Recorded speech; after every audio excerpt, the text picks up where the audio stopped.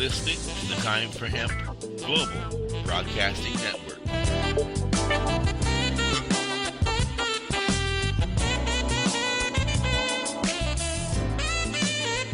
Please share us with your friends.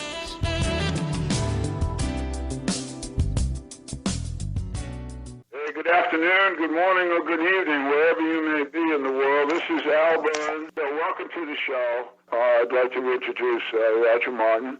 Roger comes from Colorado today. He's been, they say he's an Army vet. He's been very active, especially in the last half decade or so, publicly and nationally. He's done a great job. And so, Roger, welcome, sir. Thank you very much, Al. I appreciate the opportunity to be on with you, Michael, and Casper. What I'd like you to do is just sort of give a general background, please. Where you come from, how you got in the military or why you joined, what happened to you. All right, sounds good, Al. I appreciate that. First of all, I am an Army veteran, as you noted. I joined the Army, enlisted. Actually, despite the fact that I had a very high draft number. But I had a close friend who was a few years older than I was, who was my next door neighbor, who was in the Navy in Vietnam. And when he came home, we talked a lot. And anyway, I have everybody pretty much, or every generation in my family, all the way back to the Revolutionary War, I guess, has had someone serve in the military. So it was kind of a natural. I kind of knew from the day I can remember as a kid in Arvada, Colorado, 6, 7 years old, playing war with some of my friends. And it was weird because for me, it wasn't a game.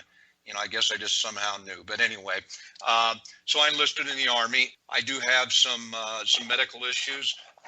Most of them are service connected.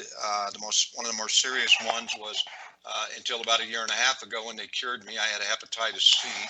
Chronic active for 43 years. So anybody who's listening out there who does have Hep C, that new drug Harvoni, I'm telling you, they don't. I don't know anybody in the VA program in Denver, which is one of the top Hep programs in the United States, if not the top one. I don't know anyone that's in that program so far that used that was not cured. So I don't want to be a purveyor of false hope, but it was the third time I had been through a treatment, once in the civilian market years ago for 48 weeks, almost killed me. I had to be hospitalized twice. And then again with the VA prior to the time they came out with Harvoni.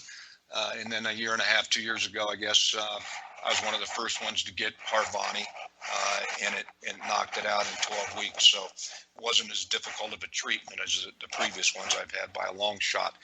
So anyway, in 2013, I moved back to Colorado, where I actually owned a home since 2007. I had just purchased a German Shepherd pup, and I was training him at a training facility. And I met a lot of young veterans who were there training their service dogs. And they told me, some of them, that they were taking 20 or 25 or more different prescription drugs every single day. And the thing that upset them the most is that they found that cannabis was the only thing that had ever helped them with PTSD, for example. I've had thousands of vets over the last 3 years tell me now that cannabis is the only thing that's ever helped them deal with or cope with PTSD. Not one drug the VA's given them has ever helped at all. Some of them told me that, their choice was sometimes to buy a new pair of shoes for one of their kids or to buy cannabis because cannabis was expensive. And the drugs that the VA was shoving down their throats were free. So, for too many of them, it was an economic consideration. I had considered I'd been retired for some time, but had considered doing some commercial things with the cannabis, in the cannabis market, after Colorado voted to make it adult legal. One morning, I just woke up at 2:00 in the morning thinking about these men and women that weren't able to access. They didn't have safe access to free cannabis. And I just decided this is bullshit. I need to the government's not going to do it.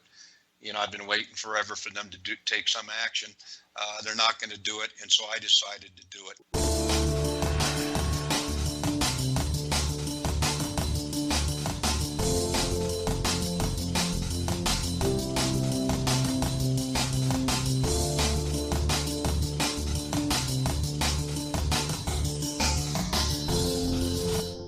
You are listening to the Time for Hemp Global Broadcasting Network.